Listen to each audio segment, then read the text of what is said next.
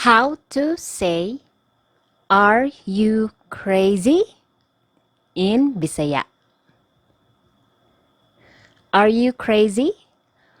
Nabuang ka? Nabuang ka? There are ways to say this in different tones, okay? So just be watchful the tone of your voice, okay? If you are mad, you can just say nabuang ka.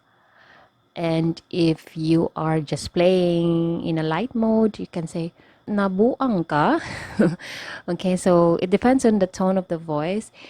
In order not to offend the person, you use the lighter tone of your voice, okay? Nabuang ka. But again, it depends on the person, how the person communicate, okay? But if you're angry, you can say like nabuang ka. Okay, there should be weight on the tone of your voice, okay? Nabuang ka.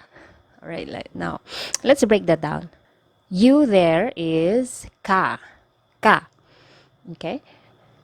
Crazy is nabuang. Okay, nabuang.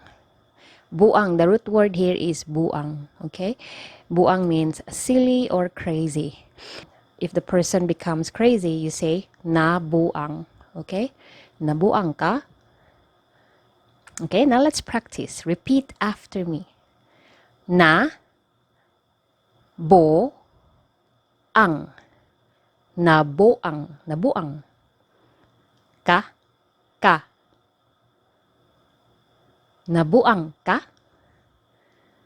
Okay, now you know how to say, "Are you crazy?" Nabuang ka. Okay, so you don't always use this, only when it's really necessary. Okay, that's all for today mga higala. Dagang salamat ug amping kanunay. See you in the next video.